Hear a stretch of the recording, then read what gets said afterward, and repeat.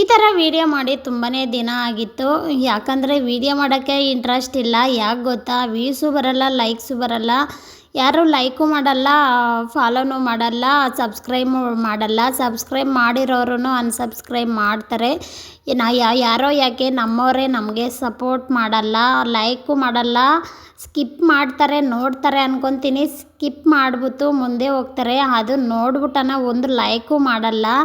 ಅದಕ್ಕೆ ತುಂಬಾ ಬೇಜಾರಾಗುತ್ತೆ. ಯಾರನ್ನೇ ನಂದು ಅವರೇ ನಮಗೆ ಸಪೋರ್ಟ್ ಮಾಡಲ್ಲ, ಬೇರೆಯವ್ರನ್ನೆಲ್ಲ ಯಾಕೆ ಕೇಳ್ಕೊಬೇಕು. ಪರವಾಗಿಲ್ಲ, ಯಾರು ಲೈಕ್ ಕೊಟ್ಟಿಲ್ಲ ಅಂದ್ರೂ ಪರವಾಗಿಲ್ಲ, ಯಾರು ನೋಡಿಲ್ಲ ಅಂದ್ರೂ ಪರವಾಗಿಲ್ಲ, ನಾನು ವೀಡಿಯೋ ಮಾಡ್ತೀನಿ ಅಂದ್ಬಿಟ್ಟು ಇವತ್ತು ಮಾತ್ರ ಬೆಳಗ್ಗೆಯಿಂದ ಎದ್ದಾಗಿಂದ ಮಧ್ಯಾಹ್ನವರೆಗೂ ಏನೆಲ್ಲ ಮಾಡ್ತೀನಿ, ಏನೆಲ್ಲ ನಡೆಯುತ್ತೆ ಅಂತ ನಿಮ್ಮ ಮುಂದೆ ಶೇರ್ ಮಾಡ್ಕೊತಾ ಇದ್ದೀನಿ.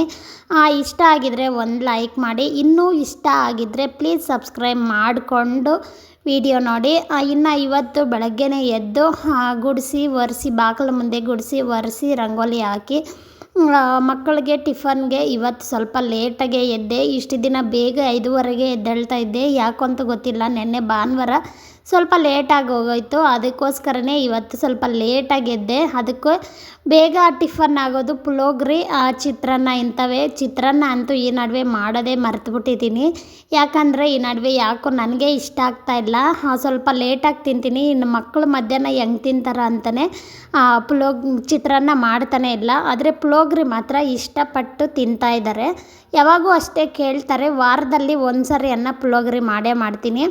ಇನ್ನು ಮಕ್ಕಳೆಲ್ಲ ಹೋದ್ಮೇಲೆ ರೆಡಿ ಮಾಡಿ ಕಳಿಸಿದ್ಮೇಲೆ ಇನ್ನು ಪಾತ್ರೆ ಎಲ್ಲ ಏನೋ ಸ್ವಲ್ಪನೇ ಇದ್ದಿದ್ದು. ಇವಾಗ ತಿಂದಿದ್ದು, ಮಕ್ಕಳು ತಿಂದಿದ್ದು, ರಾತ್ರಿ ಮುದ್ದೆ ತಪ್ಪಲೆದು, ಆಮೇಲೆ ಮಕ್ಕಳು ತಿಂದಿದ್ದು ತಟ್ಟೆಗಳು ಅಷ್ಟೇ ಇರೋದು. ಪಾತ್ರೆ ಎಲ್ಲ ತೊಳೆದು, ಶಿಂಕ್ನೂ ಅಷ್ಟೇ ಕ್ಲೀನಾಗೆ ಇಕ್ಕಿರ್ತೀನಿ ರಾತ್ರಿ ಪಾತ್ರೆ ತೊಳೆದಾಗ. ಸ್ಟವ್ನು ಅಷ್ಟೇ ನೀಟಾಗೆ ಒರೆಸ್ಕೊತೀನಿ. ಇವಾಗ ಸ್ವಲ್ಪ ಗಲೀಜಾಗಿರುತ್ತೆ ಅನ್ನ ಎಲ್ಲ ಹಾಕ್ಕೊಳವಾಗ ಅಂತ ಒರೆಸ್ಕೊಂಡು, ಆಮೇಲೆ ಸ್ವಲ್ಪ ಇತ್ತು ಪಾತ್ರೆ ಎಲ್ಲ ತೊಳ್ಕೊಂಡು ಮನೆಯೆಲ್ಲ ಗುಡಿಸಿ ಒರೆಸಿ. ಇವತ್ತು ದೇವ್ರ ಮನೆ ಬೇರೆ ತುಂಬಾ ಗಲೀಜಾಗಿತ್ತು.